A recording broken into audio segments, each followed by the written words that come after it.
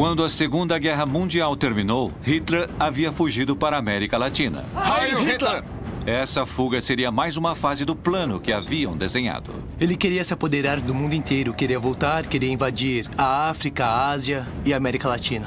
Ele estava decidido a se converter num líder mundial e a América Latina seria uma peça fundamental.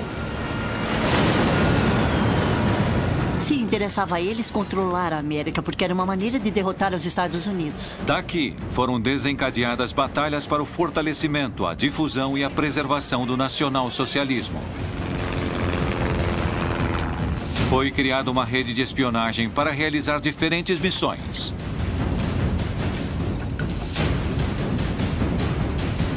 Deveriam se infiltrar nas altas esferas das sociedades, entre políticos e funcionários com influência. Deveriam obter informações confidenciais, estratégicas e enviá-las a Berlim. Deveriam cometer atos de sabotagem que freariam os inimigos do Terceiro Reich.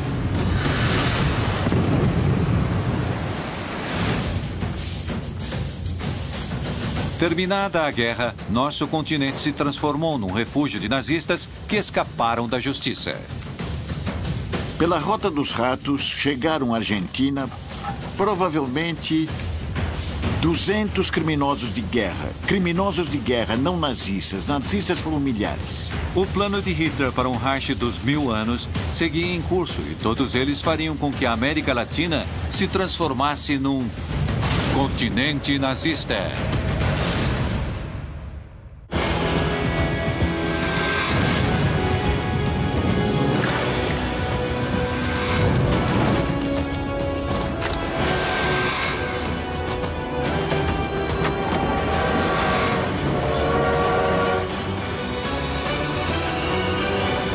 Continente nazista.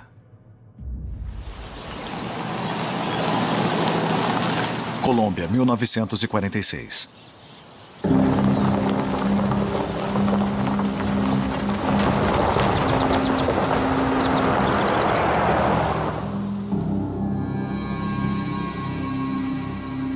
Hitler sempre foi obcecado em perpetuar o nacionalsocialismo e expandi-lo ao mundo inteiro.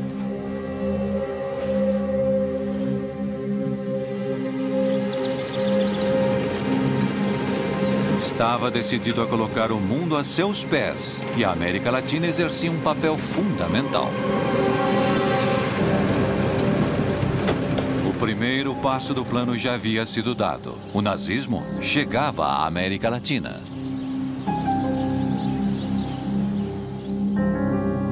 A questão da expansão para a América Latina era vital para o desenvolvimento do Reich e do nazismo. A rede nazista que veio à América Latina nasceu quando Hitler, no início dos anos 40, prepara a invasão às escondidas da União Soviética e da Inglaterra primeiro. O que o Reich queria era buscar alianças, especialmente com os países da América Latina.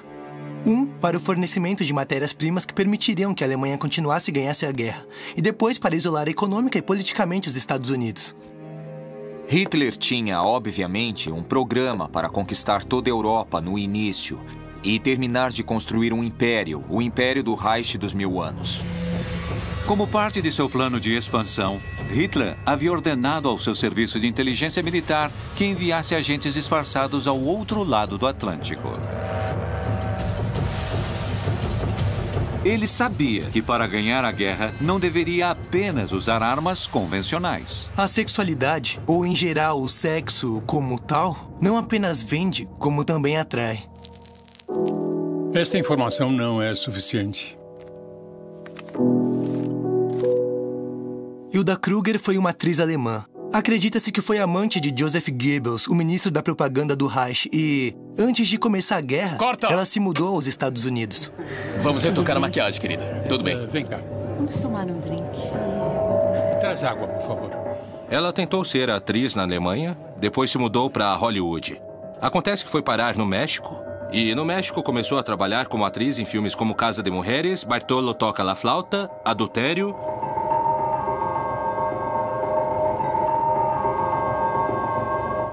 Sua presença chamava fortemente a atenção.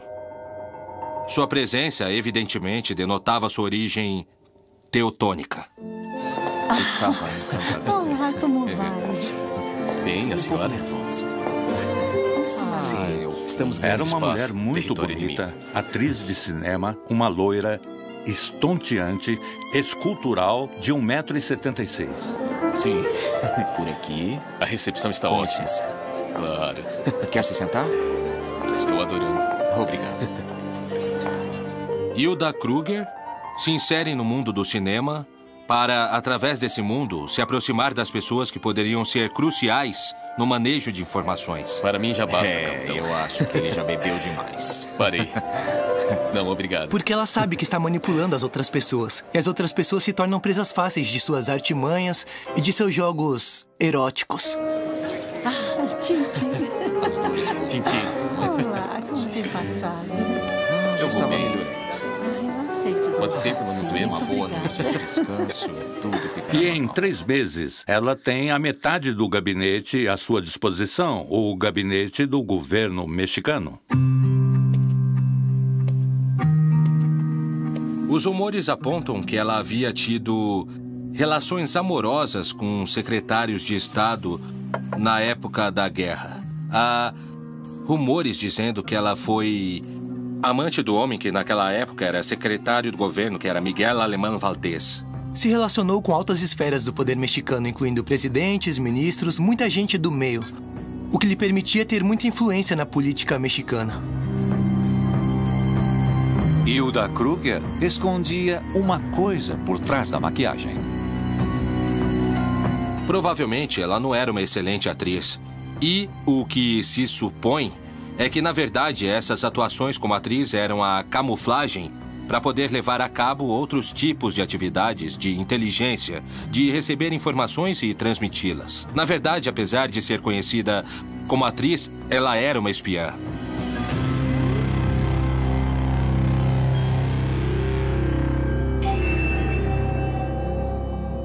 Ela usa seu corpo, sua inteligência, seu jeito de ser para obter resultados, no caso específico do que estamos falando, da espionagem como tal.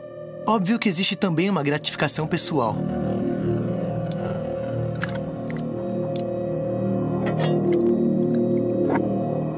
Uma mulher fria e decidida que jamais envolveu seus sentimentos e que sempre esteve disposta a tudo para cumprir com a missão da qual havia sido encarregada.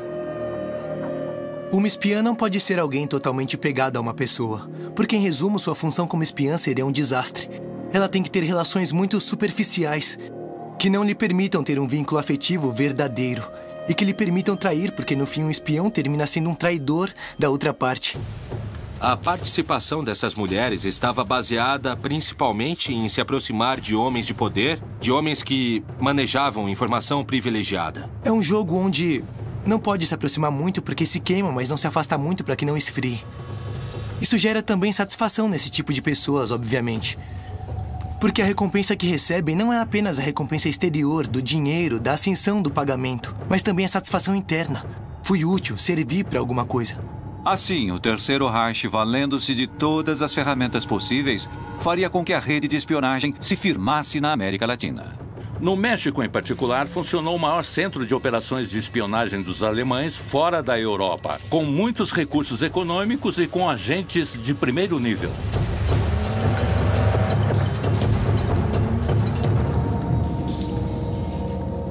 A rede de espionagem vai se instalando gradualmente. E é uma rede que chega a ser muito eficaz. Ela tem 3 objetivos fundamentais. O primeiro deles é conseguir as matérias-primas estratégicas. O segundo é conhecer os movimentos militares que os Estados Unidos podem assumir. E o terceiro fator era a propaganda a favor dos nazistas. Hilda Kruger cumpria sua missão sem arma, além de sua inegável sedução e beleza. Hilda Kruger se transforma numa peça-chave para todas as atividades, porque é o enlace que permite a proteção do poder no México dessas atividades. Graças a ela, o Terceiro Reich conseguiria uma grande quantidade de segredos de Estado e informações estratégicas e confidenciais de suma importância para seu plano de hegemonia mundial. A rede nazista que o exército alemão comanda está encabeçada por um tenente que posteriormente sobe de posição. Seu nome é George Nikolaus.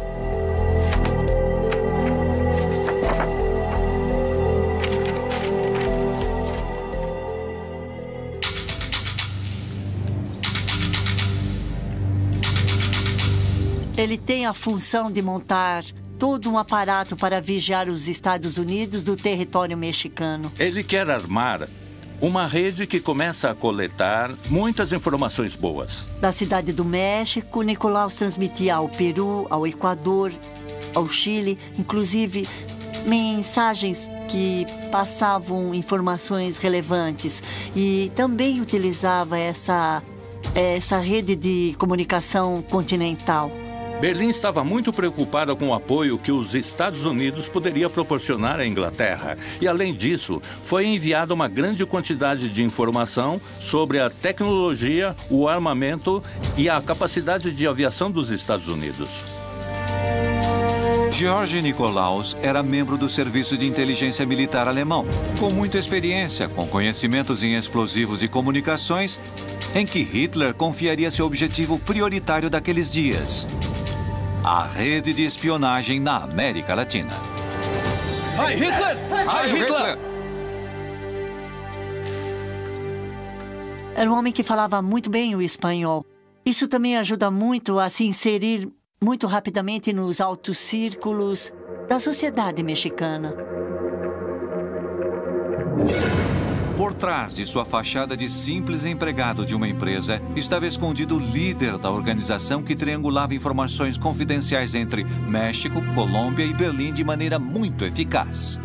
A criptografia e a estenografia já existiam desde o início da civilização. São técnicas que servem principalmente para esconder ou evitar que a informação confidencial seja, digamos, descoberta por gente que não está autorizada. Durante anos, por meio do correio diplomático das embaixadas do México e da Colômbia, o Serviço de Inteligência Militar alemão recebeu informações secretas por parte de seus espiões disseminados pela América Latina.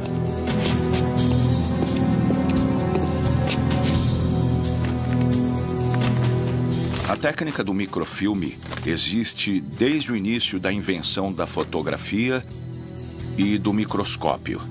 Ela consistia em reduzir uma fotografia até 200, 300, 900 ou 1000 vezes seu tamanho. Dessa maneira, poderiam enviar informação confidencial a todos os seus centros de inteligência. Passavam como um telegrama comum e corrente e, quando chegava com o microscópio, poderiam recuperar a informação.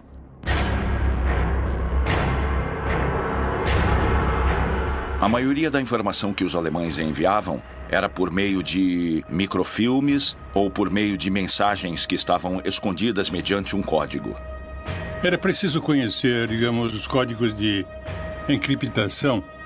Toda a técnica de encriptação estava muito desenvolvida nessa época. A informação confidencial é tão valiosa como uma arma. Churchill dizia que a Segunda Guerra Mundial foi vencida por uma arma secreta que se chamava criptografia. Graças aos avisos de Nikolaus e seus agentes, o Terceiro Reich estava cada vez mais próximo de seus planos. Mas, cedo ou tarde, a ação da rede seria descoberta. Os organismos de inteligência norte-americanos, que estavam vigiando as atividades da rede de espionagem com base no México, emitem um grande informe e decidem agir. Inteirado das pressões norte-americanas sobre o governo mexicano, Hitler não se deixaria amedrontar e redobraria a aposta.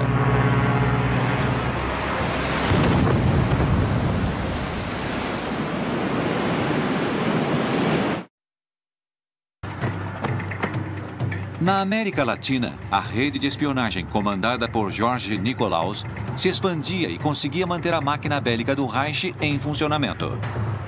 Mas os Estados Unidos estavam decididos a impedir que os agentes avançassem com seus planos. A embaixada americana no México seguia de muito perto as pistas e não apenas seguiam as pistas, como fazia, de certa forma, exigências à Secretaria do Governo para que os ajudassem na procura e no desmantelamento dessa rede de espionagem. O governo da Alemanha, dentro do seu plano expansionista, envia submarinos até a região do Caribe, sobretudo para vigiar o andamento dos comboios que levavam material bélico para a Europa. Os Estados Unidos temiam que o México pudesse transformar seus portos em base para submarinos alemães. Assim, decidem pressionar o presidente mexicano a emitir um decreto para que apenas barcos, aeronaves e tropas norte-americanas pudessem navegar nessas águas, obrigando dessa maneira a abandonar sua neutralidade na Segunda Guerra Mundial. Quando entraram na guerra, começaram a pressionar, sobretudo economicamente e diplomaticamente, os países que tinham alguma simpatia por Hitler. O México tinha uma grande simpatia encabeçada pelo mesmo presidente, Manuel Ávila Camacho, que era admirador do exército da Alemanha. Hitler sabia que não havia tempo a perder. Ele deveria redobrar a aposta.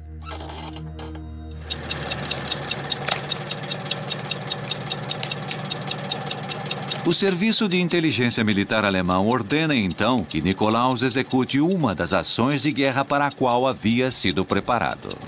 Há uma cópia nos arquivos mexicanos onde ele descreve todas as operações que ele fez no México. Por exemplo, num dado momento conta como decidem passar da espionagem para a sabotagem.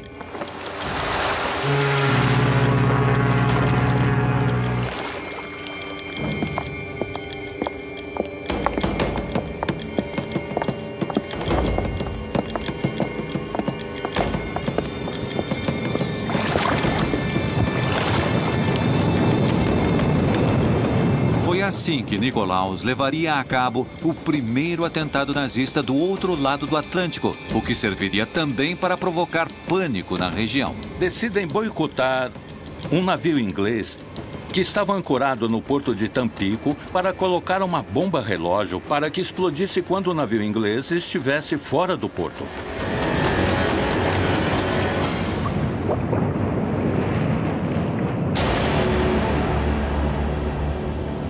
Não conseguiram afundá-lo,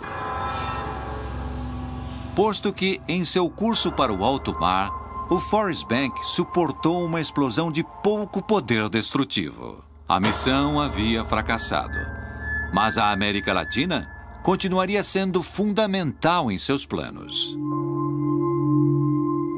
Hitler não estava disposto a retroceder. Começava a ficar claro por que ele havia escolhido o México como centro de operações. A América Latina, durante a Segunda Guerra Mundial, exerceu um papel muito importante como centro exportador de matérias-primas para sustentar o esforço da guerra.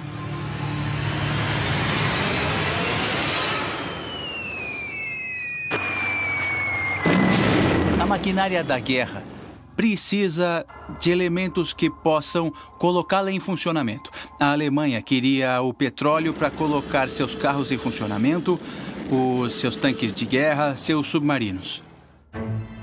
A América Latina foi fundamental na expansão nazista pela Europa. As matérias-primas chegavam na Alemanha graças à ação da ampla rede de agentes, que tinha na Colômbia um de seus principais homens.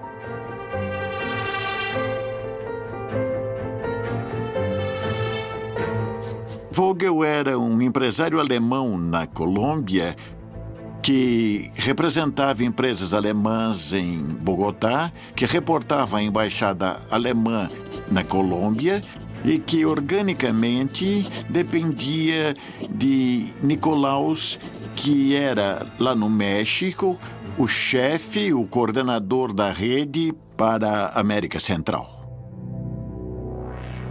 Max Vogel enviava informações a Jorge Nikolaus sobre o tráfico de insumos estratégicos entre a Colômbia e a Venezuela, que circulavam através do Canal do Panamá. A Colômbia era um país estratégico aos olhos dos Estados Unidos durante a Segunda Guerra Mundial por sua proximidade com o Canal do Panamá, sua localização ao norte da América do Sul e suas ilhas no Caribe. Como havia uma presença muito forte de submarinos alemães nessa região, os Estados Unidos estavam muito cientes do que acontecia na Colômbia e com a infiltração de espiões alemães.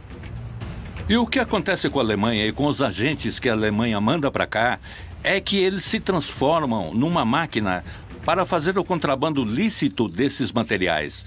O continente tinha matérias-primas estratégicas como mercúrio, tungstênio, alumínio. O aço era necessário para poder fazer funcionar as máquinas na construção de embarcações e na construção de submarinos, principalmente. O tungstênio é fundamental para o desenvolvimento da indústria de armamentos, sobretudo para o uso de fuzis pelas tropas de infantaria. Essas matérias-primas se transformam em elementos estratégicos porque a Europa não as tinha, ou se tinha, estavam sob o poder dos nazistas. Mas o México ainda tinha uma coisa de suma importância para o Reich: uma extensa fronteira com os Estados Unidos, através da qual podiam vigiar e sabotar o principal aliado da Inglaterra. Uma das missões dos agentes alemães no México era justamente criar uma situação de conflito no México para provocar um problema aos Estados Unidos e para que os Estados Unidos tivessem alguns obstáculos para intervir na guerra europeia. À medida que se aprofunda a Segunda Guerra Mundial, cada vez mais a pressão dos Estados Unidos fica maior na América Latina. Pressão econômica, pressão diplomática, para que sejam firmados acordos de não vender nenhuma matéria estratégica para Hitler. E também fazem pressão para que nenhum produto que os Estados Unidos comprassem pudesse circular e ser mandado para a Europa. Uma vez que a guerra eclode, a Colômbia quis ser a aluna mais aplicada. A Colômbia queria dizer aos Estados Unidos que ela estava lutando duro contra a presença alemã no continente. Chegou o momento em que os Estados Unidos, nervoso com o mal-estar que os agentes nazistas causavam, pressionavam o México para que a rede fosse desbaratada. Uma das alegações que o embaixador americano George Messerschmitt vai fazer ao secretário do governo Miguel Alemán é que o apoio dele foi muito fraco no desmantelamento da rede alemã. Enquanto isso, Hilda Kruger, Jorge Nicolaus, Max Vogel e muitos outros agentes seguiam atuando com total impunidade, sem sequer suspeitar que o final estava próximo. Quando os Estados Unidos descobrem o papel que Hilda Kruger exercia, eles a colocaram numa vigília de 24 horas. Seguiam todos os movimentos dela. A inteligência americana estava vigiando de perto cada um dos integrantes.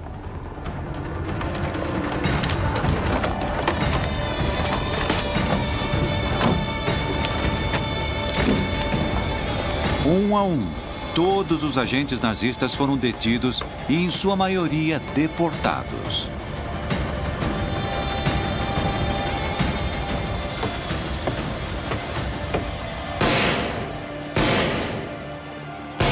Hilda Kruger também foi detida, mas seu destino seria muito diferente. Quando a prendem no México, Miguel Alemán intervém. Para que não a expulsem do país, ele a casa com um homem, uma figura muito famosa no México, que é o sobrinho do ex-presidente Porfírio Díaz, um homem que durou muitos anos no poder. E isso impede que os Estados Unidos a tirem do país, que a levem presa ou que a deportem para a Europa.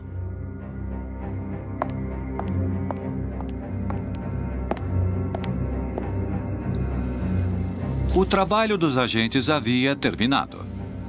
A América Latina havia sido, até este momento, funcional para a expansão nazista, fornecendo informações, matérias-primas e insumos para seu maquinário bélico.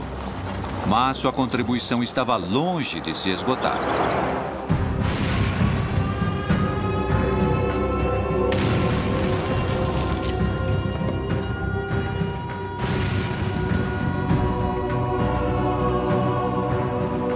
Em 8 de março de 1945, as tropas soviéticas ocupam Berlim. O alto escalão alemão aceita a rendição incondicional. Muitos hierarcas nazistas foram capturados e levados a julgamento. Mas outros, os mais poderosos, conseguiram fugir.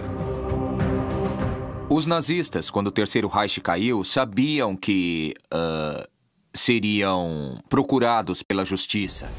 E alguns, que inclusive não eram procurados, muitos que não eram procurados pela justiça, também entenderam que politicamente precisavam fugir da Europa.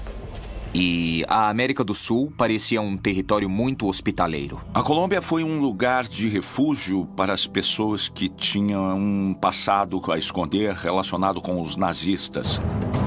Muito antes da Segunda Guerra, quase desde o fim da Primeira, em países da América do Sul, como a Colômbia, como a Bolívia, como a Argentina, havia influência alemã também nas forças armadas, até nos exércitos, nas forças aéreas.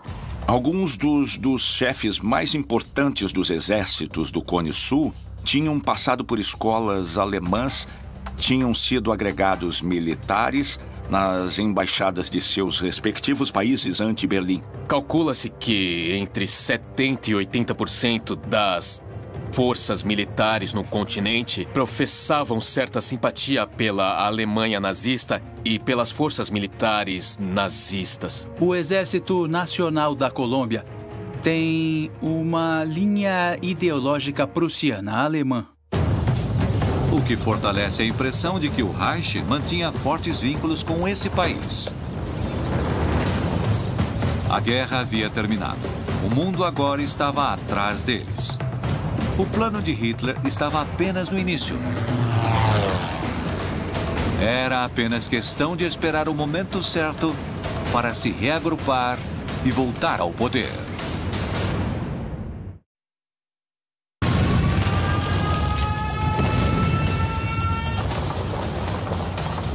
Desde antes da Alemanha se lançar à conquista da Europa, e para o caso de terem de enfrentar uma derrota, Hitler havia pensado no continente latino-americano como o lugar ideal para encontrar refúgio até que as condições voltassem a ser favoráveis para o nacional-socialismo. E a Colômbia se transformaria no centro do poder nazista, o lugar escolhido para que se tomassem todas as decisões daqui em diante.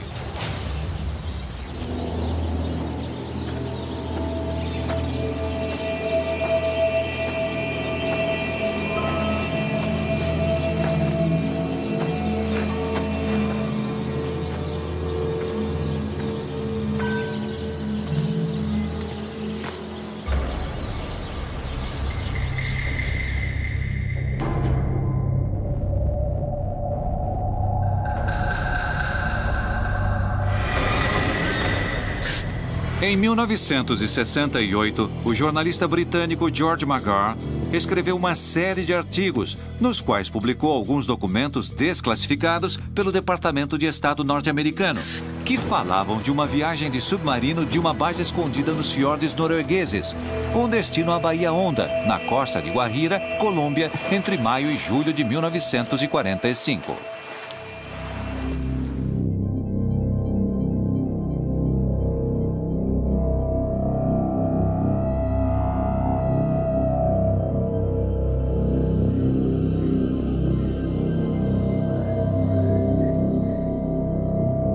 Mas será que essa viagem aconteceu mesmo? Esse submarino conseguiu esconder essa carga tão preciosa para os nazistas?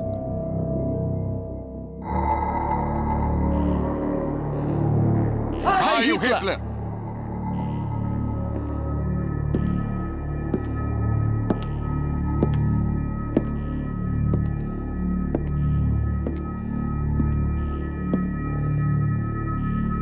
O relato do jornalista McGrath é rico em detalhes sobre a preparação da residência para a estadia de Hitler e seus homens, que viviam, a princípio, em total isolamento, nervosos, rodeados de tensão.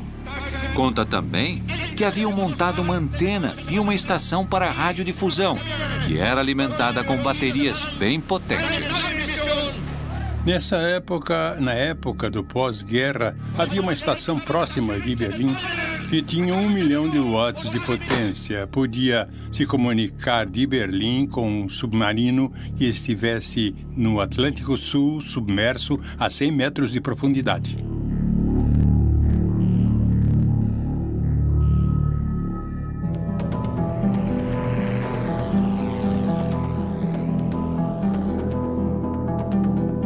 Sua obsessão era o mundo todo. Onde ele estivesse, em qualquer lugar, tentaria sempre levar a cabo seu plano de dominação mundial.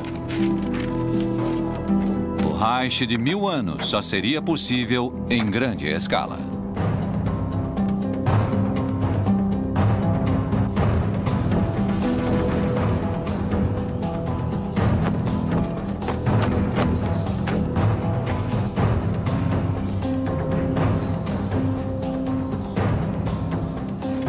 Uma figura como Hitler não pode desaparecer da face da Terra sem deixar uma lenda. Aqui existiam colônias de alemães desde antes da guerra. Alguns desses alemães haviam simpatizado com Hitler. Por aqui tinham passado seus espiões, tinham passado certo poder cativador do regime nazista. E, claro, aqui existiam as selvas da América Latina, onde Hitler poderia se esconder. Então, imaginem Hitler escondido em alguma selva esperando que as coisas no mundo mudassem. Não era de todo descabido. A hipótese de uma fuga para a Colômbia incluía a suposta chegada de um submarino a Guajira. Tinha havido, durante a guerra, muita movimentação de submarinos nazistas no Caribe. Os submarinos chegavam a Guajira e desembarcavam facilmente por aquelas rotas de contrabando porque os espiões podiam se camuflar. É uma história. Quanto dela é lenda, quanto é verdade, provavelmente nunca saberemos. Alguns dos mitos ou das lendas ou dos episódios históricos sobre a morte de Hitler dizem que ele conseguiu sair vivo da Alemanha, dentro dos últimos submarinos que a Marinha Kriegs tinha à disposição. De todas as formas, essas hipóteses não eram outra coisa senão fantasias. Não há absolutamente nenhuma possibilidade de uma sobrevida de Hitler. É difícil que uma pessoa com traços tão marcadamente narcisistas como Hitler tinha tivesse a capacidade de fugir. Porque seria vergonhoso para ele no caso de ser capturado. Então, uma opção para esse tipo de pessoa é o suicídio. Hitler estava escondido num bunker no centro de Berlim que estava ocupada pelo Exército Vermelho.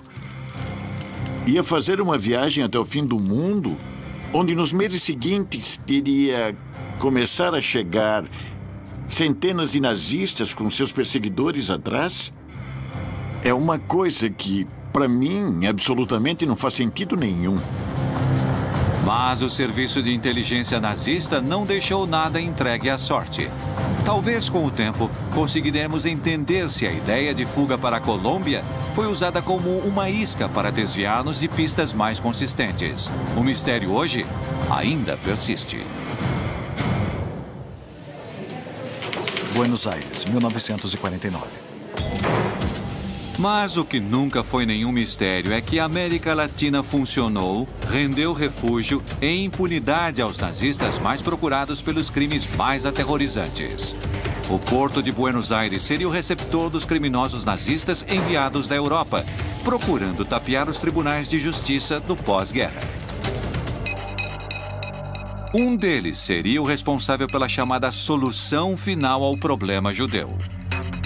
Isto é, a minuciosa planificação, coordenação e execução do genocídio do povo judeu, tanto na Alemanha como no resto da Europa.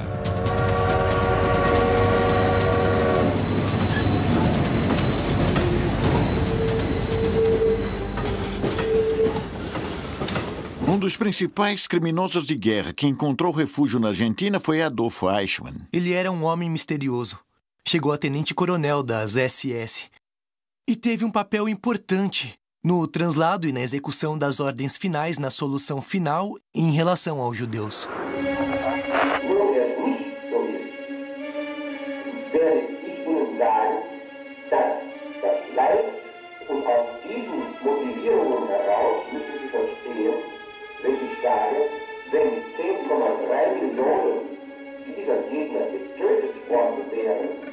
Era um burocrata, um homem que provavelmente nunca tinha matado ninguém pessoalmente, mas com certeza foi o responsável por milhões de mortes, porque era o encarregado de organizar as viagens aos campos de concentração, onde iam matar os judeus.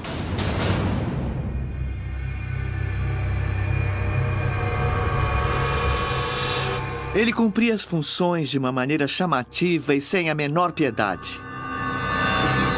Eichmann era uma pessoa inofensiva, fria, obscurecida pela mediocridade, sem afeições nem paixões de nenhuma ordem.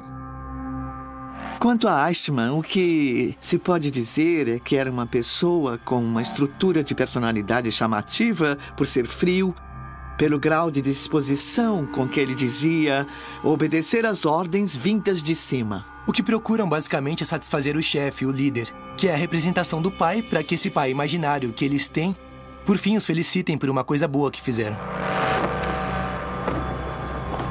Provavelmente sem convicções profundas de que tivesse feito o mesmo em outra circunstância, com outro símbolo ideológico. Isto é o que o torna tão terrível na realidade, não? Adolf Eichmann havia chegado ao porto de Buenos Aires através da chamada Rota dos Ratos, uma rede de fuga que dava aos criminosos de guerra nazistas passaportes com novas identidades. Nesse plano de fuga haviam participado diferentes organismos, diferentes instituições que tinham seus próprios interesses no assunto. De um lado, os setores importantes e orgânicos da Igreja Católica. Do outro lado, a Cruz Vermelha Internacional. Havia um escritório em Roma, que era o escritório do bispo Alois Rudel, que era quem facilitava toda essa documentação para que os fugitivos conseguissem sair do continente europeu e embarcar para a América do Sul.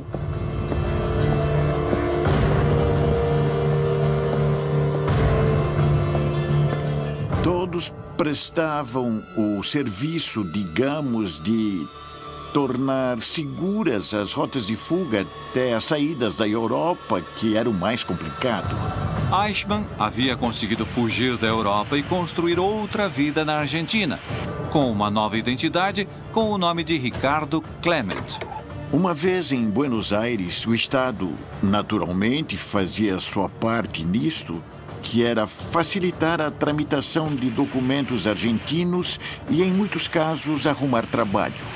Assim, Eichmann passava seus dias como operário na Mercedes-Benz. Do trabalho, regressava à sua casa. Jamais saía com sua esposa ou com seus filhos, não tinha amigos, levava uma vida bastante insignificante. Mas Eichmann não vivia tranquilo. Ele sabia que a qualquer momento poderiam encontrá-lo que, cedo ou tarde, os caçadores e nazistas viriam atrás dele. A perseguição aos nazistas que iam chegando à América Latina tinha duas fases. A última era a institucional, a do pedido de extradição de governo a governo. Agora, para que se pudesse pedir a extradição, era preciso saber onde estavam, com que nome, onde viviam, e essa tarefa era feita pelos caçadores de nazistas.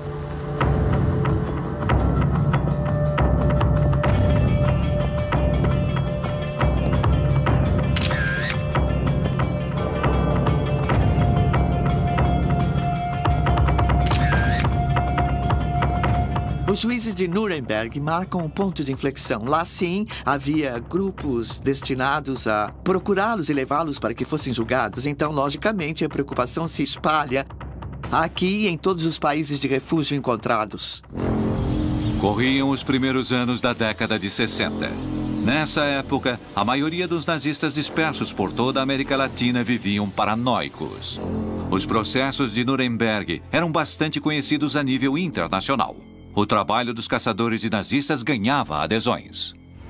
Houve casos de julgamentos de extradição, casos que não puderam terminar porque os criminosos morreram durante o processo de extradição, mas houve uma mudança na posição ou na atitude do Estado argentino. Fazia anos que não se tinha nenhuma notícia sobre Eichmann, mas uma célula do Mossad havia conseguido seu paradeiro. Agora, eles deveriam atuar com rapidez e com a lei. Haviam encontrado o responsável pela solução final e ele não deveria escapar.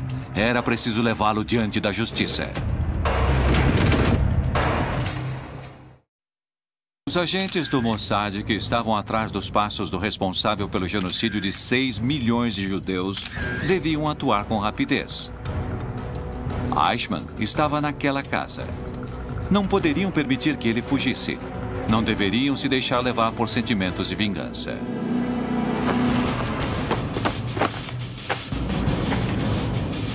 Deveriam colocá-lo diante da justiça para que prestasse contas de seus crimes. Essa era a decisão que estava no coração de cada um dos membros do Mossad, que tinham chegado à Argentina para capturar Adolf Eichmann.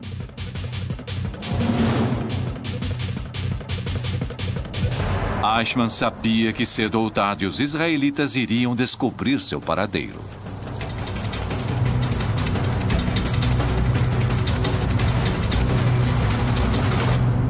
Das histórias que se escutam sobre sua maneira de proceder, creio que a palavra mais repetida é imutável e sem piedade. Era como se ele não soubesse de nada que se dizia.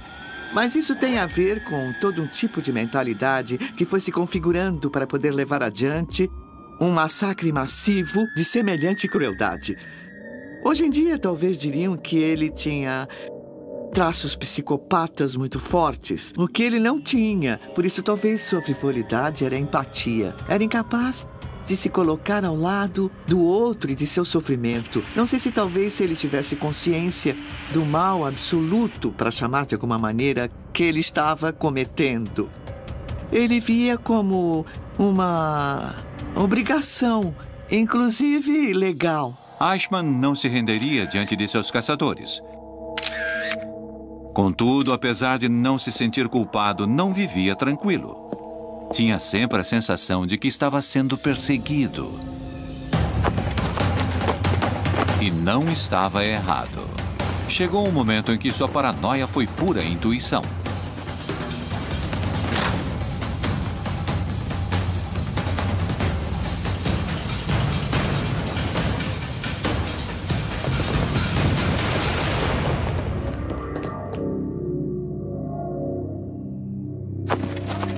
Mas Eichmann tinha conseguido escapar.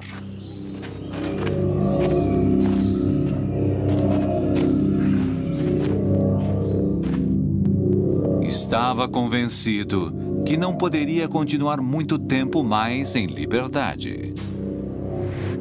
Durante o tempo em que Eichmann esteve em Buenos Aires, ele estabeleceu contato com outro nazista que estava na Argentina. Neste caso, um holandês que se chamava Willem von Sassen.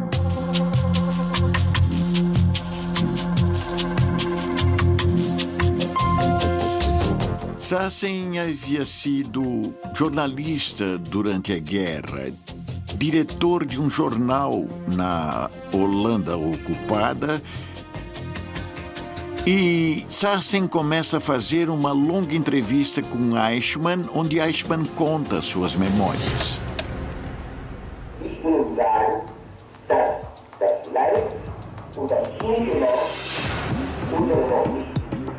Eichmann havia decidido conceder uma entrevista a Sassen para dar sua versão dos feitos e mudar a imagem que o mundo tinha dos nazistas, mas não sabia que esse seria o começo de seu fim.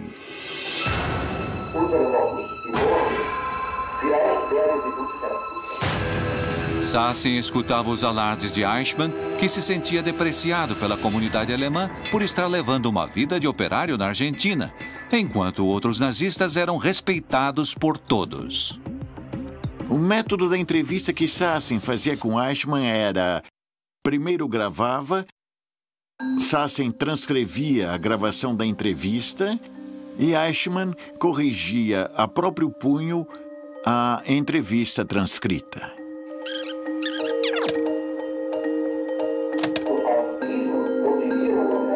Em certa entrevista, Eichmann reconheceu ter sido artífice de um plano para a eliminação sistemática do povo judeu. E ainda foi além. Declarou que tudo o que ele fez foi por lealdade ao Führer e que não considerava que tinha cometido nenhum delito, mas, ao contrário, tinha cumprido suas ordens, exercido a estrita força da lei numa nação soberana.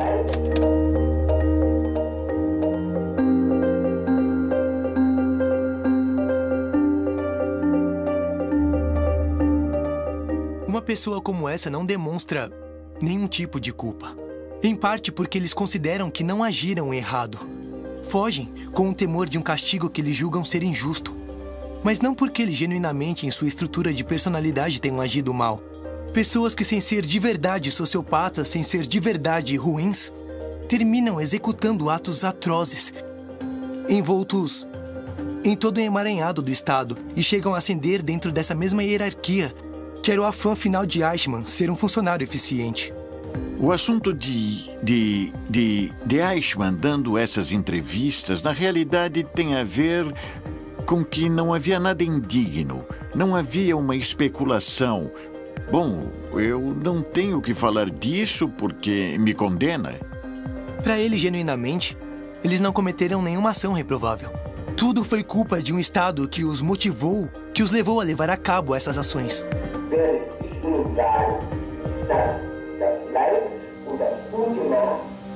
Aqueles que falaram foram condenados. Os que se salvaram, que foram muitos, são os que se mantiveram em silêncio.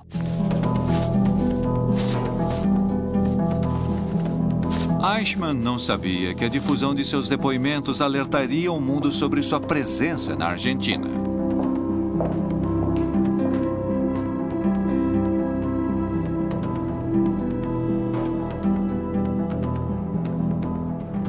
Assim, as células do Mossad puderam saber de seu paradeiro. O plano da captura uma vez mais estava em andamento. Os dias de Eichmann em liberdade estavam contados.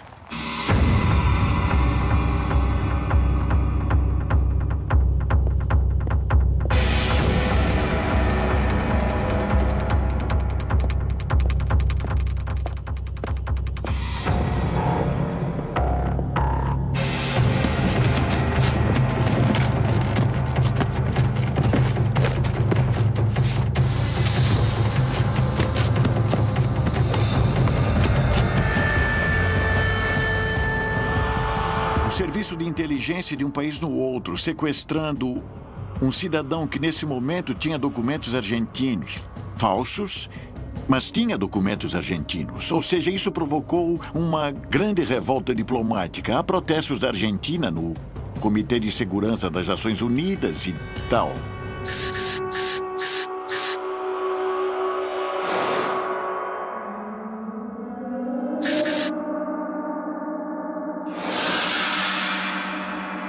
A queda de Eichmann é o resultado de uma operação impecável, diria eu, do Serviço de Inteligência de Israel, através de uma perseguição de muito tempo a Eichmann e seus familiares na Europa. Descobrem que ele está na Argentina, mandam uma equipe, o localizam. Quando têm certeza de que é ele, mandam outra equipe para sequestrá-lo e levá-lo a Israel, onde ele é julgado.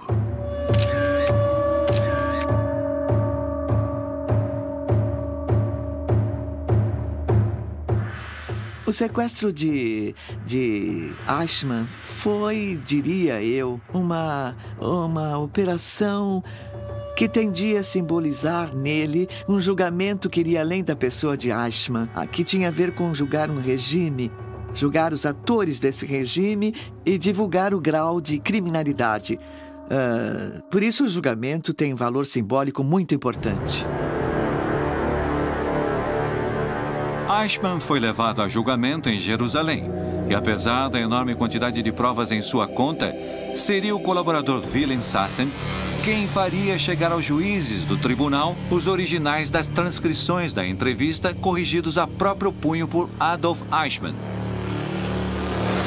Esse método de entrevistas, essa coisa que faziam, acabaram sendo condenatórios para Eichmann quando as transcrições chegaram a Israel, ao tribunal encarregado de julgá-lo. Em defesa dele, se Eichmann, ele mesmo afirma que o que ele fez foi cumprir ordens e que ele era um funcionário que simplesmente estava executando ordens, sem nenhum tipo de ideia de moral ou mesmo de compaixão pelas decisões que estava tomando. Era uma admissão de próprio punho das coisas das quais o acusavam. Willem Sassen terminaria sendo o que entregou Adolf Eichmann.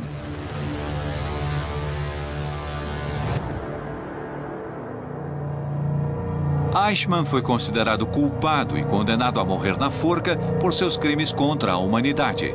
Suas últimas palavras foram: longa vida à Alemanha, longa vida à Áustria, longa vida à Argentina. Nunca me esquecerei. Tive que obedecer às regras da guerra e da minha bandeira. Eu estou pronto.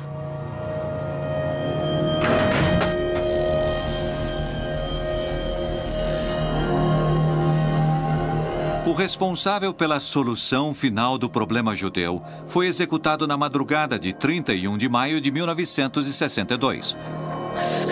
A notícia da execução de Adolf Eichmann ressoou por todo o mundo.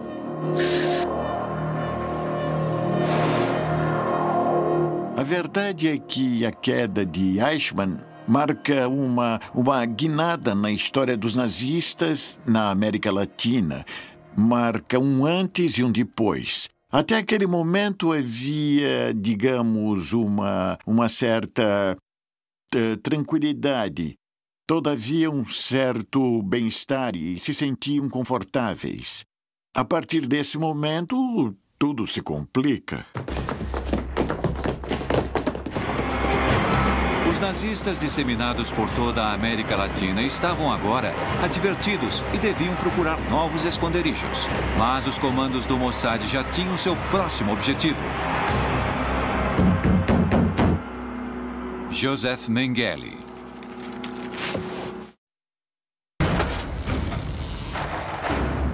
A notícia da execução de Adolf Eichmann ressoou por todo o mundo. Conscientes da posição de indignação mundial contra o nazismo e ante a possibilidade de que viessem atrás deles, os nazistas disseminados pela América Latina que se sentiam rodeados deveriam fugir.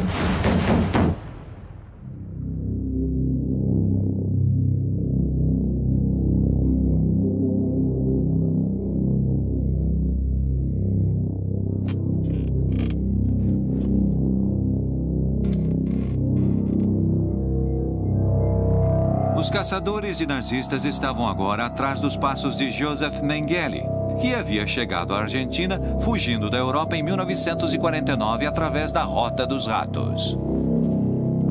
Pela Rota dos Ratos chegaram à Argentina provavelmente 200 criminosos de guerra. Criminosos de guerra, não nazistas. Nazistas foram milhares. Houve certa ajuda do Vaticano através do que se chamou Red Line, uma série de monastérios nos quais se hospedavam aqueles que fugiam.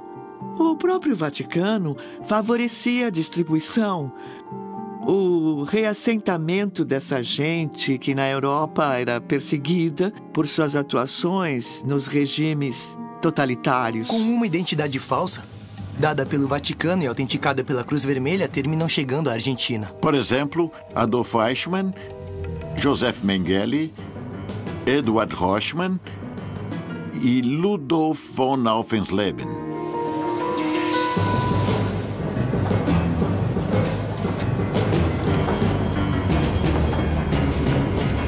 Misturado com os imigrantes que chegavam em busca de uma nova vida, longe da Europa devastada pela guerra, o Anjo da Morte entrou na Argentina vindo de Gênova com o passaporte da Cruz Vermelha Internacional e uma nova identidade.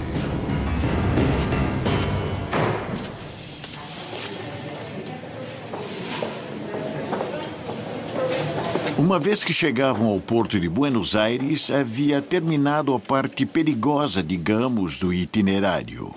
Aqui em Buenos Aires havia uma combinação que dependia da Direção de Imigrações. Essa comissão de assessores confidenciais era coordenada por Carlos Fuldner, que pertencia à Divisão de Informações da Presidência da Nação. Desde então, foi que sabemos que isso era do conhecimento e da aceitação da cúpula do poder. A rede de fuga denominada Rota dos Ratos demonstra até que ponto a América Latina foi funcional aos planos de perpetuação do nazismo depois da derrota na Segunda Guerra Mundial, permitindo a fuga dos criminosos de guerra ao nosso continente.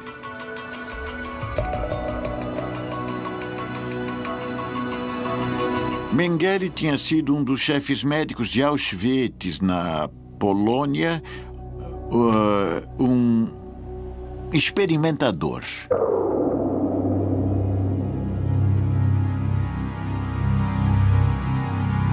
Ele tinha, no campo de Auschwitz, ele tinha um território muito amplo, né? com muitas cobaias, muitas cobaias. Então ele podia fazer coisas extraordinárias, né? Produzia diferentes experimentos genéticos de uma gravidade enorme. Onde fazia experimentos com gêmeos vivos, operando um deles para ver como era a reação no outro e tudo mais. E tudo isso com uma falsa premissa de investigação científica. Ele injetava corantes nos olhos dos judeus para ver se não mudava de cor, para ver se não deixava a cor dos olhos azul, como ele queria, que o Hitler queria que fosse tudo azul.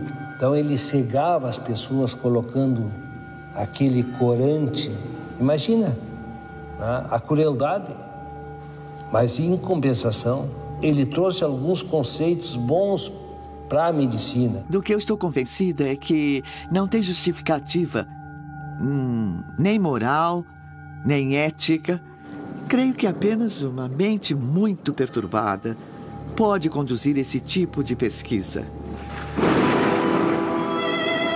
Ele era um homem culto, do tipo que escutava música clássica, que gostava de se vestir bem, que lia, que dominava idiomas. Era todo o contrário da imagem de brutalidade, de prepotência e de sadismo que associamos em geral com os nazistas e tudo isso. E, no entanto, naturalmente era sádico até extremos impensáveis. E tudo que o Mengele fez, eles negam.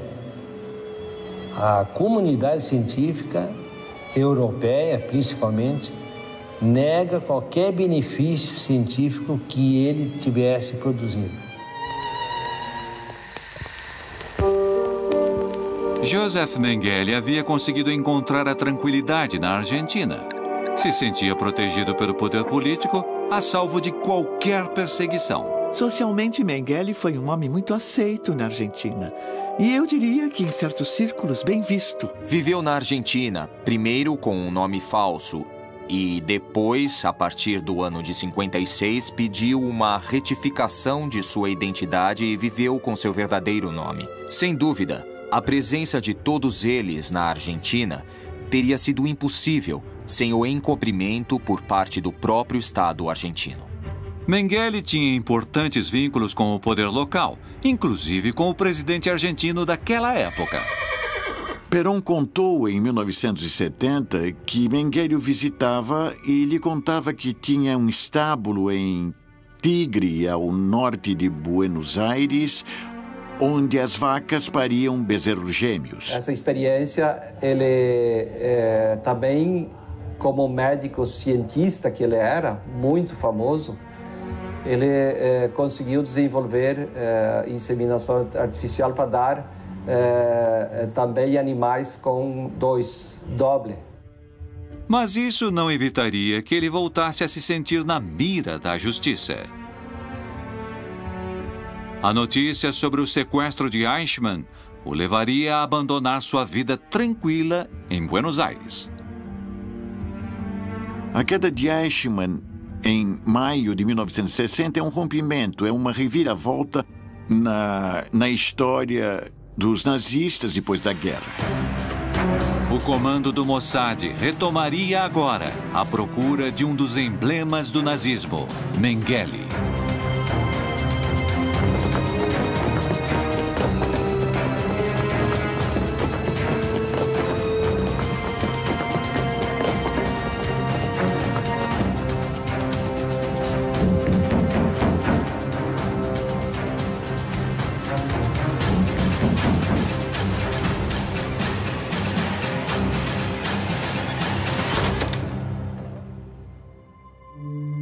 Mas quem o ajudaria a escapar seria um velho conhecido, Hans Ulrich Rudel. Hans Rudel tinha sido um aviador bastante condecorado durante a guerra. Havia sido preso primeiro, mas depois tinha sido liberado porque não havia acusações. Ele não tinha sido um criminoso de guerra, tinha sido um militar, um combatente. Os Mengele na Europa tinham uma fábrica de máquinas agrícolas. Rudel representava a empresa da família Mengele na América Latina. Era amigo de Perón e de Stroessner, o presidente do Paraguai. E aqui trabalhava como uma espécie de homem de relações públicas que vinculava os nazistas entre si. Rudel, por sua relação com o ditador Stroessner, ajudou uma vez mais seu amigo. Uma nova etapa na vida de Joseph Mengele, que precisava voltar a encontrar a tranquilidade perdida, estava começando. E o Paraguai seria seu próximo destino.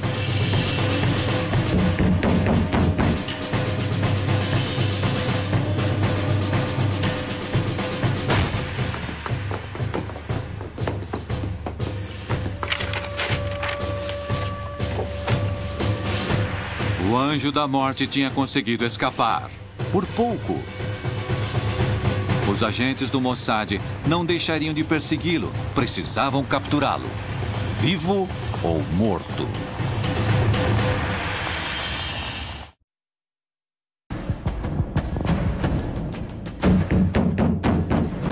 Mengele tinha conseguido escapar do Mossad, mas sabia que a perseguição só estava começando. E seus perseguidores não descansariam da vontade de colocá-lo no banco dos réus.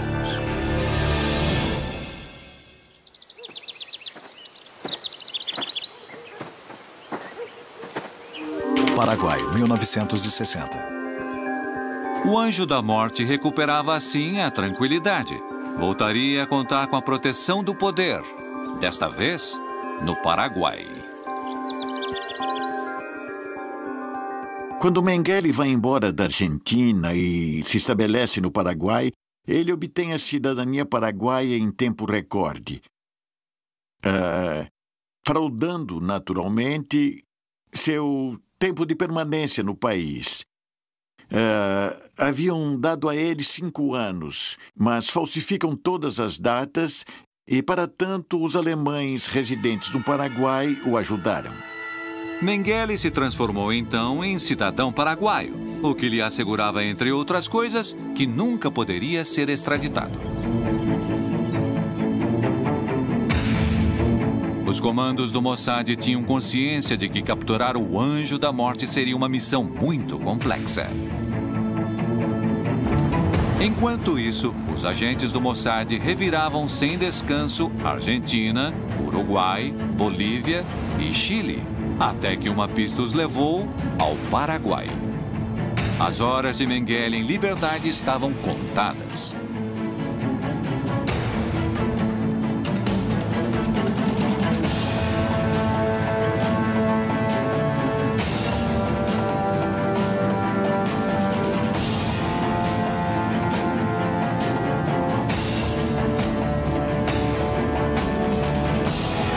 Mengele, mais uma vez, tinha conseguido escapar de seus caçadores.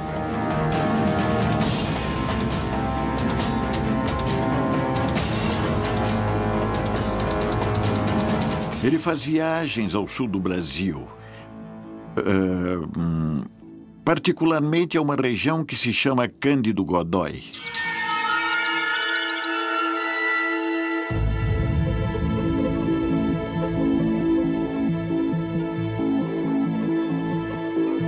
Só que ele não ficava muitos dias num lugar, máximo 2, 3 dias, e já ia para outro lugar. No verão do ano de 1960, ele chegou dizendo ser médico veterinário. No início, Mengele recorria à zona rural, ganhando a simpatia dos produtores de gado e aplicando os conhecimentos que tinha adquirido no campo de concentração de Auschwitz. Quando ele passou por aqui, ele se dizia que ele sabia fazer experimentos com inseminação artificial. Que naquela época, inseminação artificial em gado, na res, no gado, na vaca. Então, naquela época, na década de 60, nós, brasileiros, nós não conhecíamos ainda inseminação artificial. Mengele trabalhava sem descanso. Os experimentos que Josef Mengele fazia é que tinha uma Kombi laboratório, que ele coletava sangue, dava chás para as mulheres e também fazia a inseminação artificial. Em seus escritos fica claro que um de seus propósitos era melhorar a raça ariana e Cândido Godói seria seu novo campo de experimentação. Aqui era um refúgio para o Josef Mengele porque ele tinha muitos patrícios.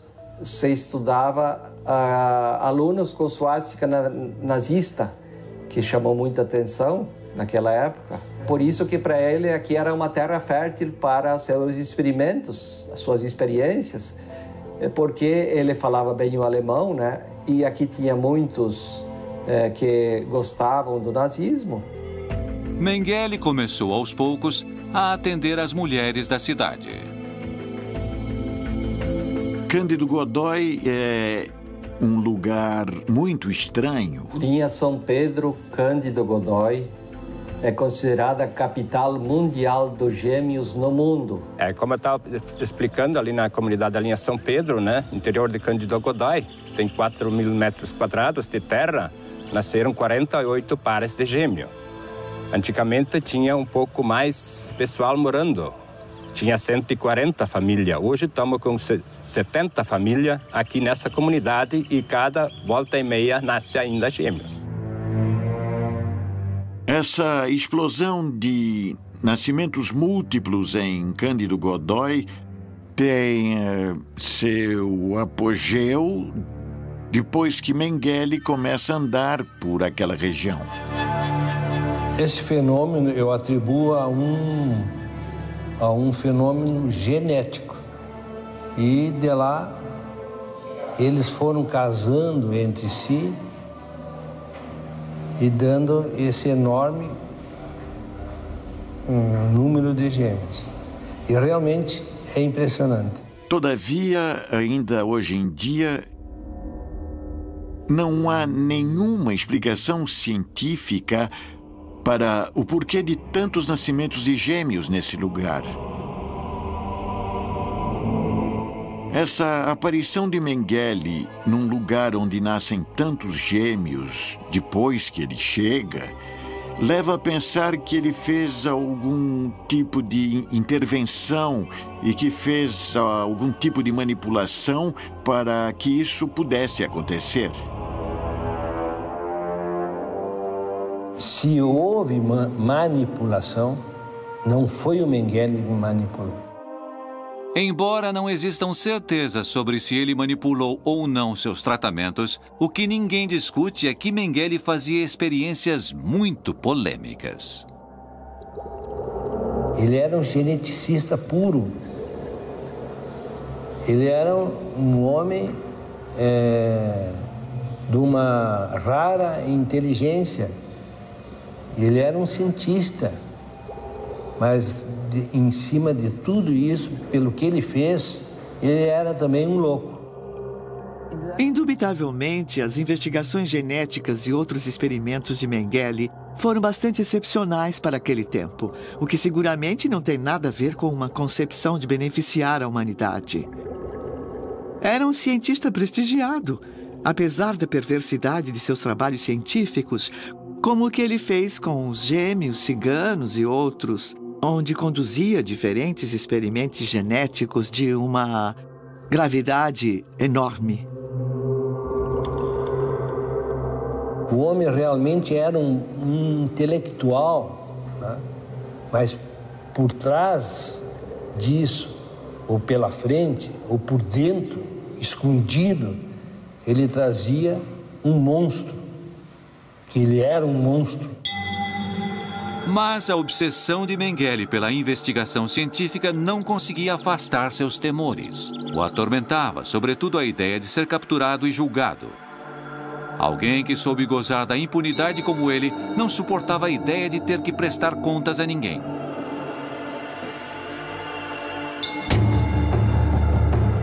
Mengele não se equivocava.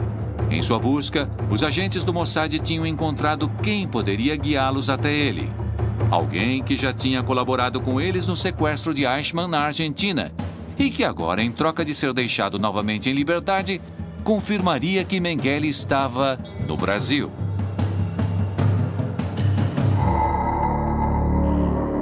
Willem Sarsen, em seu interrogatório, ofereceria informações certeiras sobre o paradeiro do Anjo da Morte.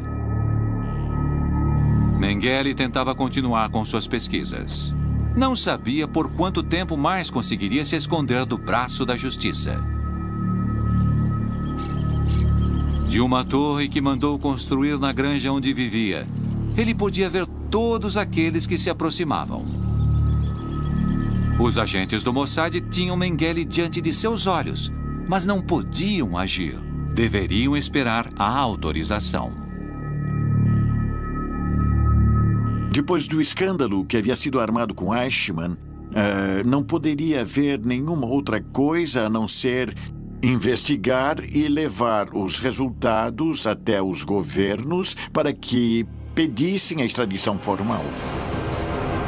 Mais uma vez, os agentes do Mossad tinham uma pista consistente sobre o paradeiro de Mengele, que sabia que cedo ou tarde viriam atrás dele. Mas a ordem não chegou e a operação teve que ser cancelada. Dias depois, Joseph Mengele voltaria a desaparecer.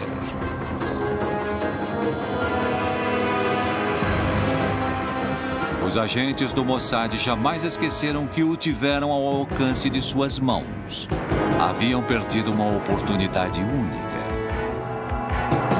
O Anjo da Morte mudaria de nome várias vezes, movimentando-se rápida e habilmente por várias localidades do Brasil. Qual foi o destino de Mengele e dos outros nazistas disseminados pela América Latina? Foram capturados ou conseguiram fugir do braço da justiça?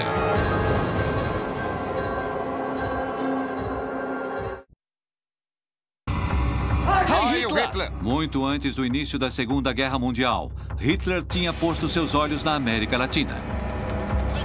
O papel que nosso continente exerceu nos objetivos traçados por Hitler foi fundamental, posto que daqui foram originadas várias batalhas para a expansão, difusão e preservação do nacionalsocialismo, com o objetivo de instaurar um Reich para os próximos 1000 anos. A conformação de uma rede de espionagem com o centro no México havia sido declarada de máxima prioridade por Hitler. Seus melhores agentes vieram realizar diferentes missões. Deveriam se infiltrar nas altas esferas da sociedade entre políticos e funcionários com influências. Deveriam conseguir informações confidenciais, estratégicas e enviá-las a Berlim. Deveriam cometer atos de sabotagem. Encarregado dessa rede de espionagem, o Serviço de Inteligência Militar alemão nomeou o oficial Jorge Nikolaus, especialista em explosivos e comunicações. A ele reportavam Max Vogel, especialista em operações financeiras e da Bolsa. Hilda Kruger, uma bela atriz que tinha a missão de seduzir e corromper funcionários do governo. Dessa maneira, durante vários anos, a rede de espionagem a cargo de Jorge Nikolaus forneceu à Alemanha toneladas de matérias-primas e insumos que lhe permitiram avançar sobre quase toda a Europa. Mas, uma vez concluída a guerra, a América Latina tinha mais a oferecer. O plano de Hitler não aceitaria uma derrota. Nosso continente se transformou num esconderijo de nazistas que escaparam da justiça. Criminosos como Eichmann e Mengele estiveram na Argentina. Eichmann permaneceu em nosso continente até seu julgamento. Mengele também encontrou aqui o lugar para continuar seus experimentos e escapar dos caçadores de nazistas. E com eles, tantos outros. Muitos nazistas simplesmente vieram fugindo e morreram no país que os escondeu no mais absoluto anonimato. Alguns outros foram capturados e extraditados para logo serem julgados na Europa. A grande maioria conseguiu escapar e jamais, nem sequer foi citada a depor numa esfera judicial por suas responsabilidades. O caso mais emblemático talvez tenha sido o de Joseph Mengele, que viveu sob o amparo do poder político e assim conseguiu se instalar na Argentina, no Paraguai e no Brasil.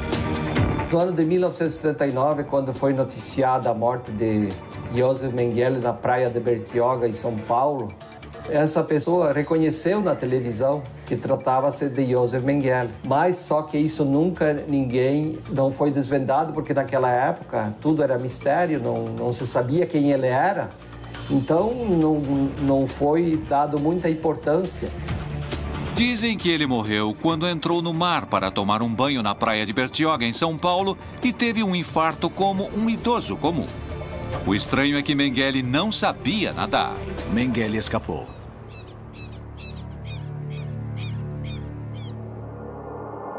Entre os nazistas capturados e submetidos a julgamentos por seus crimes contra a humanidade, o caso de Adolf Eichmann foi o mais notório.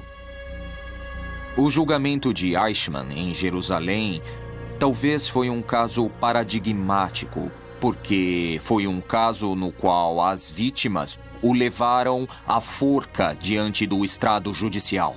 Não cometeram um ato de vingança.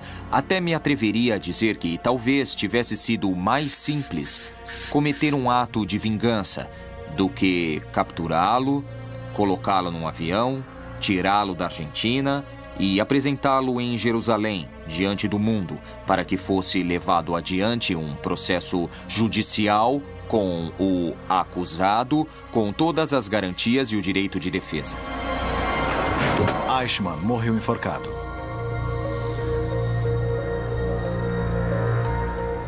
No caso da rede de espionagem nazista que funcionava no México, seus agentes foram detidos e, em sua maioria, deportados. Quando os Estados Unidos descobrem o papel que Hilda Kruger exercia, colocam uma vigília de 24 horas nela.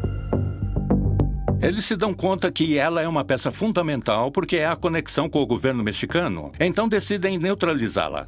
Exercem pressões, muitas pressões econômicas, para que o governo mexicano a detenha. Sobretudo, precisam chegar ao presidente, porque a pessoa que está protegendo-a é o segundo na presidência. É o secretário do governo mexicano. É o ministro do interior, o que tem o controle de toda a política interna. Logo que Miguel Alemán Valdés emitiu sua deportação, Hilda Kruger continuou sendo sua amante durante um tempo, para mais tarde desaparecer da cena pública por vários anos, até que em 2004 aparece a notícia de sua morte em um luxuoso apartamento da Quinta Avenida na cidade de Nova York. Kruger morreu sozinha.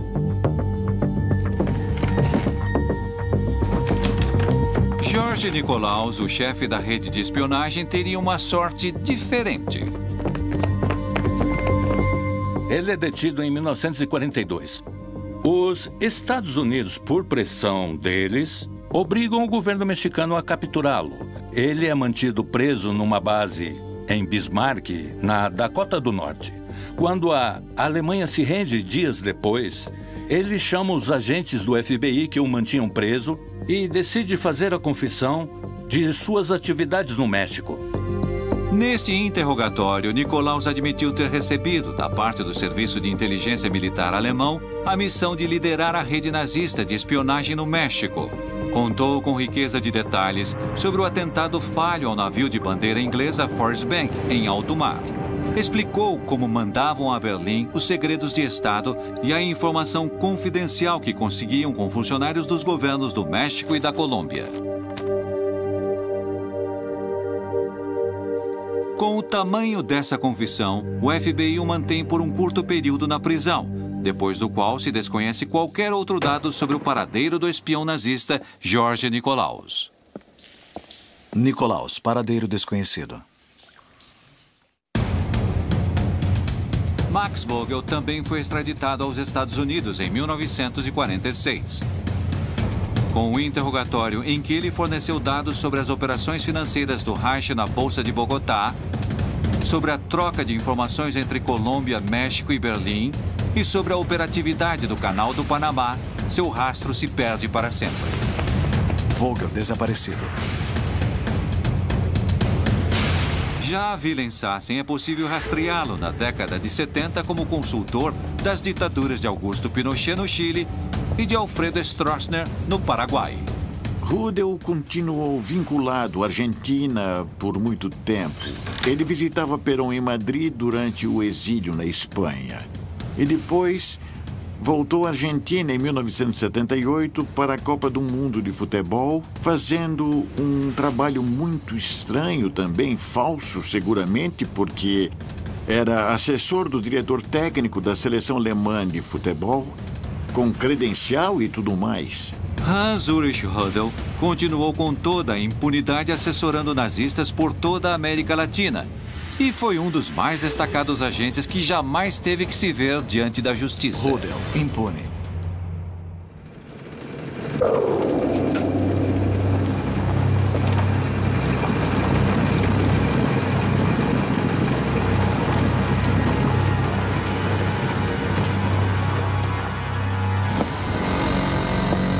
O próprio Hitler conseguiu escapar. Embora digam que ele levou um tiro em seu bunker ou que tenha conseguido chegar à América Latina a bordo de um submarino, o concreto é que nenhum tribunal pôde condená-lo jamais por seus crimes. Não podemos dizer que o capítulo dos julgamentos dos criminosos nazistas está concluído. Na verdade, nosso centro em Jerusalém segue dedicando todos os seus esforços para localizar e tentar levar a juízo aqueles criminosos que estão com vida e em liberdade. Se alguém se perguntar agora, tantos anos depois, como acabou, de verdade acabou muito bem. O fato de terem acabado bem, no entanto, não significa que não tenham tido uma condenação histórica. A história os condenou. O tempo os condenou. Hoje é proibido falar a favor de uma pessoa como Hitler e do regime que ele pregava. Mas, pessoalmente, não me sobra a menor dúvida. Hoje, se a democracia entrou em colapso, que se as coisas mudaram no mundo, uma figura que parece terrível como Hitler poderia nos surpreender com a quantidade de seguidores no mundo. Hitler, como indivíduo, morreu. Mas Hitler, como ideia, e como uma ideia desgraçadamente sedutora, ainda pode estar muito vivo.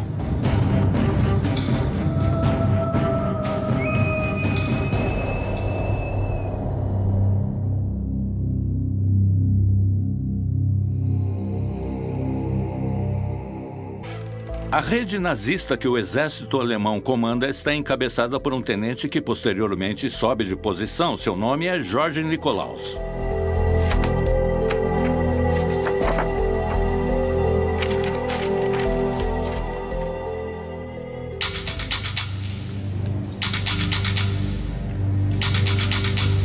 Ele tem a função de montar todo um aparato para vigiar os Estados Unidos do território mexicano. Ele quer armar uma rede que começa a coletar muitas informações boas. Da cidade do México, Nicolaus transmitia ao Peru, ao Equador, ao Chile, inclusive mensagens que passavam informações relevantes.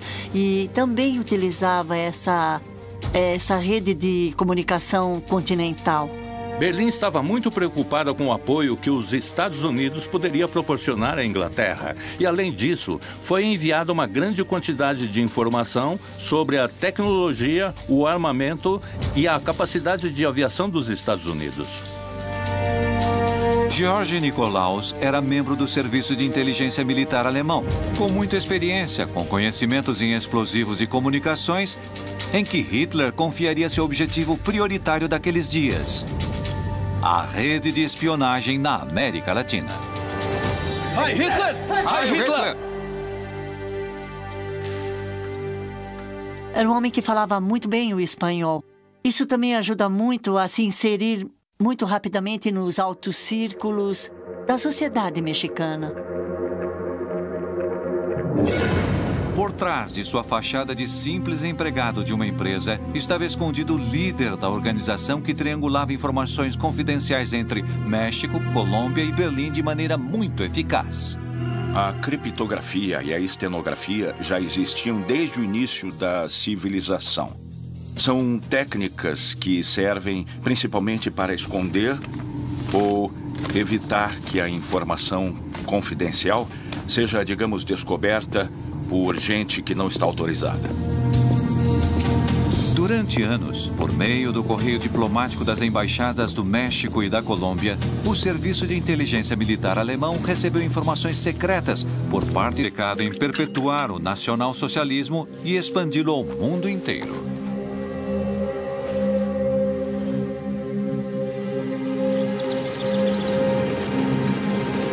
Estava decidido a colocar o mundo a seus pés, e a América Latina exercia um papel fundamental. O primeiro passo do plano já havia sido dado. O nazismo chegava à América Latina.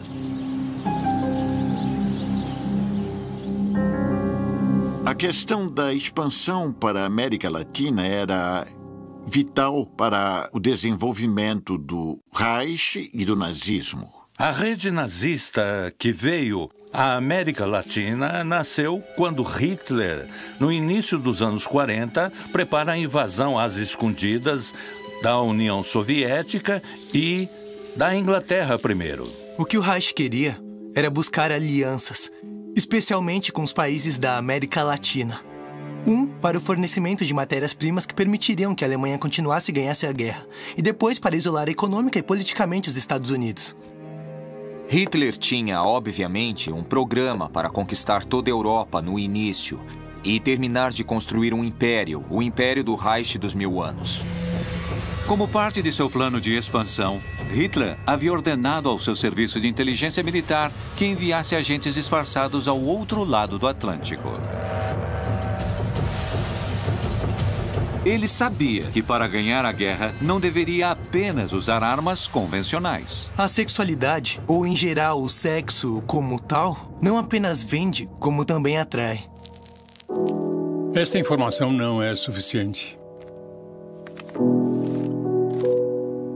Hilda Kruger foi uma atriz alemã. Acredita-se que foi amante de Joseph Goebbels, o ministro da propaganda do Reich, e, antes de começar a guerra, ela se mudou aos Estados Unidos.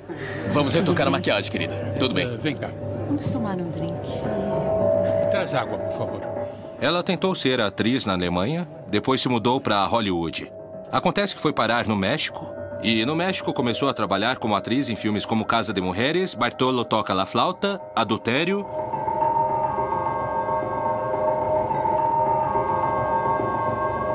Sua presença chamava fortemente a atenção.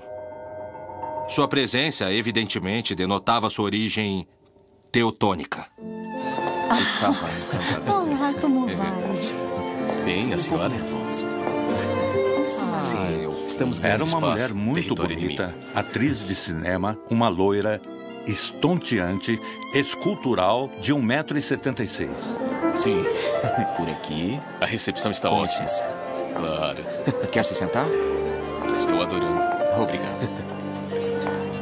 Hilda Kruger se insere no mundo do cinema para, através desse mundo, se aproximar das pessoas que poderiam ser cruciais no manejo de informações. Para mim já basta, capitão. Eu acho que ele já bebeu demais. Parei. Não, obrigado. Porque ela sabe que está manipulando as outras pessoas. E as outras pessoas se tornam presas fáceis de suas artimanhas e de seus jogos eróticos. Ah, Tintin. Tintin. Olá, como tem passado? Eu estava melhorando. Eu aceito. Quanto tempo não nos vemos? Uma boa noite de descanso e tudo fica E em 3 meses, ela tem a metade do gabinete à sua disposição, o gabinete do governo mexicano. Os rumores apontam que ela havia tido relações amorosas com secretários de Estado na época da guerra. Há rumores dizendo que ela foi amante do homem que naquela época era secretário do governo, que era Miguel Alemán Valdés. Se relacionou com altas esferas do poder mexicano, incluindo presidentes, ministros, muita gente do meio, o que lhe permitia ter muita influência na política mexicana. Hilda Kruger escondia uma coisa por trás da maquiagem. Provavelmente ela não era uma excelente atriz. E o que se supõe é que, na verdade, essas atuações como atriz eram a camuflagem para poder levar a cabo outros tipos de atividades de inteligência, de receber informações e transmiti-las. Na verdade, apesar de ser conhecida como atriz, ela era uma espiã.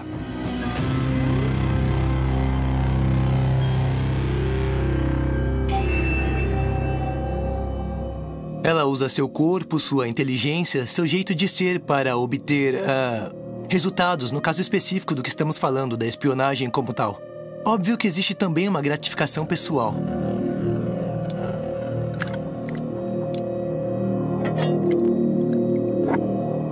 Uma mulher fria e decidida que jamais envolveu seus sentimentos e que sempre esteve disposta a tudo para cumprir com a missão da qual havia sido encarregada.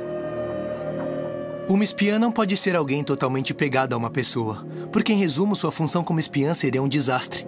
Ela tem que ter relações muito superficiais, que não lhe permitam ter um vínculo afetivo verdadeiro e que lhe permitam trair, porque, no fim, um espião termina sendo um traidor da outra parte.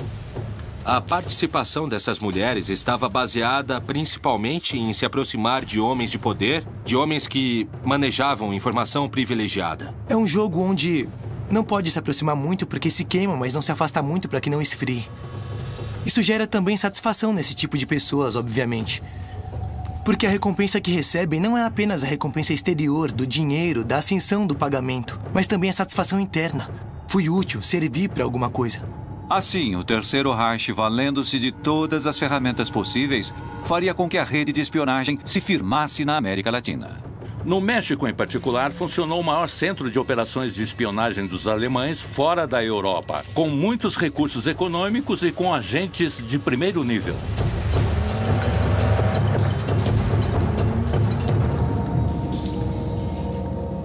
A rede de espionagem vai se instalando gradualmente.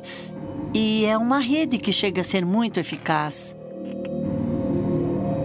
Ela tem 3 objetivos fundamentais. O primeiro deles é conseguir as matérias-primas estratégicas. O segundo é conhecer os movimentos militares que os Estados Unidos podem assumir. E o terceiro fator era a propaganda a favor dos nazistas. Hilda Kruger cumpria sua missão sem arma, além de sua inegável sedução e beleza. Hilda Kruger se transforma numa peça-chave para todas as atividades, porque é o enlace que permite a proteção do poder no México dessas atividades. Graças a ela, o Terceiro Reich conseguiria uma grande quantidade de segredos de Estado e informações estratégicas e confidenciais de suma importância para seu plano de hegemonia mundial. Quando a Segunda Guerra Mundial terminou, Hitler havia fugido para a América Latina. Heil Hitler! Essa fuga seria mais uma fase do plano que haviam desenhado. Ele queria se apoderar do mundo inteiro, queria voltar, queria invadir a África, a Ásia e a América Latina. Ele estava decidido a se converter num líder mundial e a América Latina seria uma peça fundamental. Sim, interessava a eles controlar a América, porque era uma maneira de derrotar os Estados Unidos. Daqui foram desencadeadas batalhas para o fortalecimento, a difusão e a preservação do nacionalsocialismo. Foi criada uma rede de espionagem para realizar diferentes missões.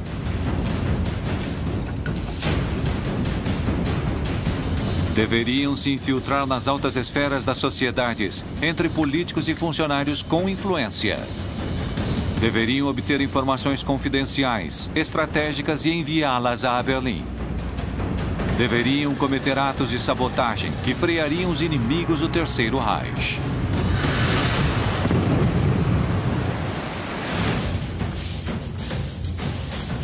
Terminada a guerra, nosso continente se transformou num refúgio de nazistas que escaparam da justiça. Pela Rota dos Ratos, chegaram à Argentina, provavelmente 200 criminosos de guerra. Criminosos de guerra, não nazistas. Nazistas foram milhares. O plano de Hitler para um Reich dos 1000 anos seguia em curso e todos eles fariam com que a América Latina se transformasse num continente nazista.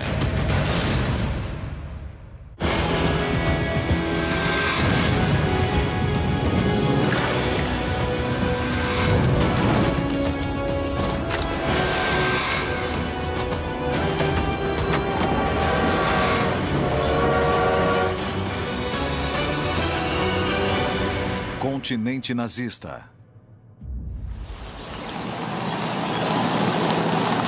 Colômbia, 1946.